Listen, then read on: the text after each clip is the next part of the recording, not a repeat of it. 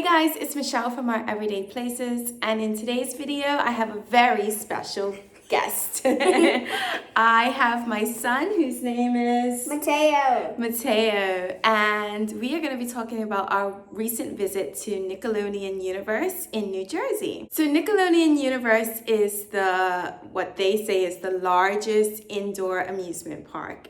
It's owned by Nickelodeon and it's found in the American Dream Mall in Secaucus, New Jersey. It's very easy to access. It's super close to New York City, and yeah, it is indoors inside of this really huge mall. It's not the biggest mall in America. I think that's the Mall of America in Minnesota, but it's definitely like one of the top 5 largest. It's a brand new mall, it's beautiful. And today we're gonna give you our thoughts, some of the things we liked about it, and some of the things we thought could improve. All right, so I'm gonna start by asking this guy what his favorite part or favorite thing was at Nickelodeon Universe. What was your favorite thing or your favorite ride? My favorite ride was the Blaze and the Monster Machines race car ride. Why did you like it? Because it had one of my favorite characters, Blaze. And so did you have a least favorite ride? Yes, I did. What was it? It was a train from Dora the Explorer. It took 10 minutes to wait in the line. Okay, well, when you go to an amusement park, you should always expect to wait in a line. We did go during the weekday and the lines were not that long. The longest line was actually that train ride for 10 minutes, but pretty much everything else we walked in right to the ride. We walked right up on, and I'm assuming it's because we went on a weekday. The train was moving like almost as fast, like almost as slow as a snail. Oh yeah? Yeah. And it goes around the whole park, indoor park. That's true. So the train that they have there, it's kind of like up high on the tracks, like in the ceiling, not in the ceiling, but close to the ceiling. And it kind of goes around and you can see a lot of the interior of the indoor park, which is kind of cool. All right, so let's jump into some pros, some positive things about the park. One, it's highly themed. If your child is a big Nick Jr. fan, they're gonna have something there to ride. They had Paw Patrol rides, I think, right? There was a Ferris wheel. Yeah, there was a Paw Patrol Ferris wheel And at the Ferris wheel, when you get to the highest, you can see the train track. Like, you can see the train. Yeah, you got really high up, right? The Ferris wheel moves like a snail, like my son said. It's like, clip, then someone gets on. And then, Clip, and then someone gets on. And then when it's like the hole, then it goes around and around and around. That's true. That probably took the longest. They were in the Ferris wheel for about 20 minutes, weren't you? Or maybe 15. Yeah, something like that. All right, so it's highly themed. They also have like a Paw Patrol little play area, which the kids like. It was really interactive. They had a rock climbing wall. They had like all of the Paw Patrol characters, so Chase, Sky, Zuma, all of them. Marshall. Him too. Like you could like pretend to be either one of them. You could go up in the Paw Patrol tower. What else was there?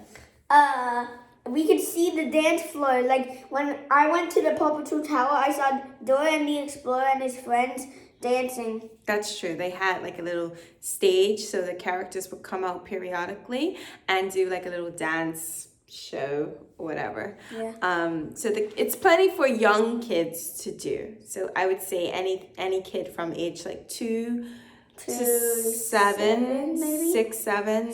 It's plenty for you to do. It's Nick Jr.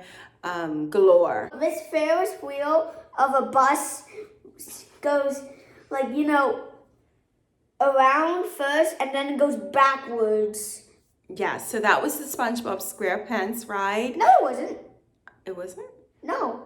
Oh, well, maybe it was. It wasn't. No, the SpongeBob one, which is a jellyfish one. It was a few SpongeBob rides. I remember that. I thought the bus was, but there was also a jellyfish ride, which was a little bit more of a thrill-seeking ride. It was kind of like one of those spinning rides, but not on the ground. So it was high up in the air. His older cousin took a shot at that. You did not, did you? No, him and his cousin, who's his age, they kind of did not want to do that one. So, or my dad. yeah, both me and my husband are afraid of heights, so we didn't try that one. So that is an option. Like if you have like preteens that want to try something with a little bit more of a thrill, you could try that ride. Another thing that we enjoyed about the amusement park was how clean it was.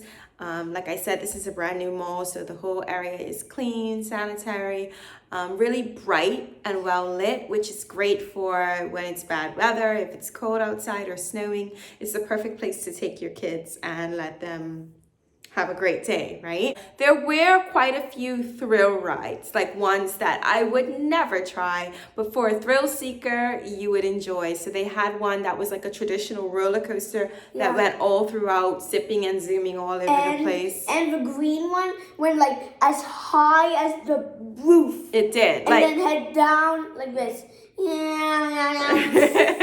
Yeah, that one was crazy. I think that was the Thrasher or Slashers. It's like a. I think it was the Ninja Turtles. The Ninja Turtle ride. Yeah, that is for a true thrill seeker. So that might be like for 15s and go to 30s. Not 30. I'm in my. Yeah. Okay. That's meant for people who really like a thrill. They like fast rides, heights. They're fine with.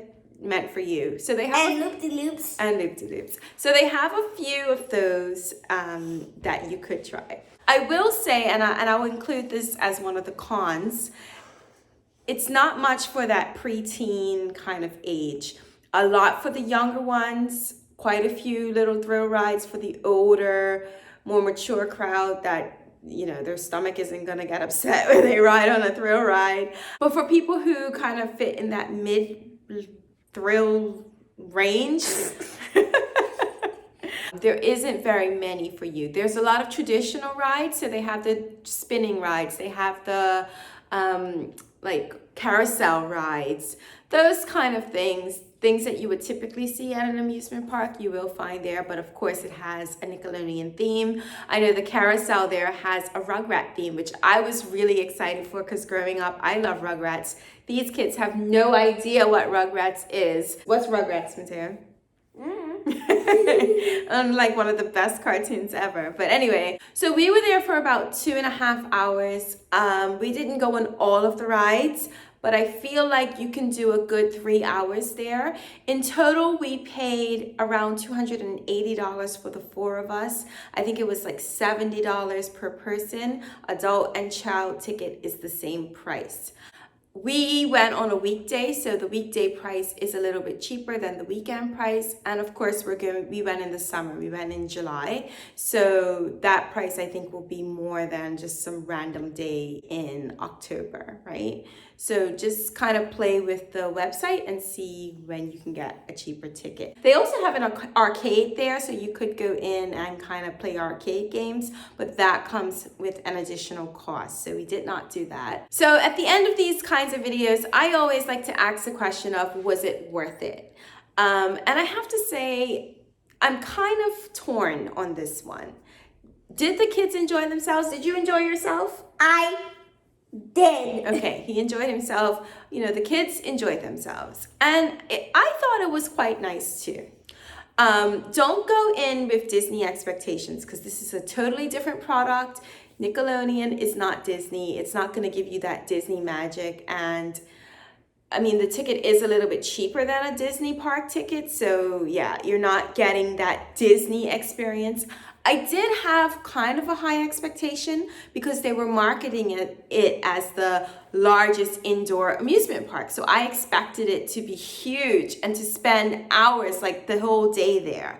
And it wasn't. It was big and it had rides, enough rides, but it wasn't huge, like humongous.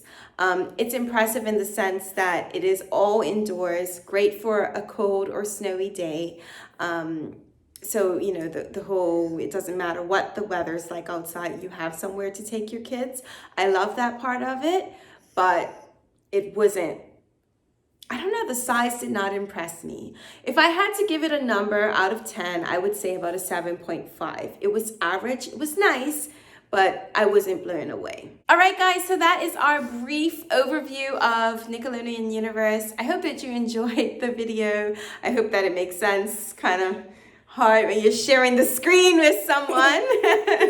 But yeah, I would say if you've never been, go and check it out. It's really cool. It's nice to see. I think it's definitely worth a one-time visit. Would I go back in a hurry? I wouldn't. Would you want to go back like tomorrow?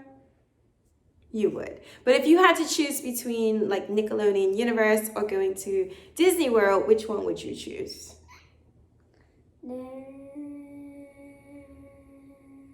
Quickly. Nickelodeon Universe. I'm actually shocked that he said that. I like both. Okay, so he likes both. All right, so from a kid's perspective, he liked it. Great. That means the money was well spent. As an adult, I was not as impressed as maybe he was, but would I go back? Not in a hurry. That's not to say I would never go back. They also have at the same mall, literally right next door, is the DreamWorks water park. So that's definitely something that we want to go back and check out. The pools are all heated, so you can go year round.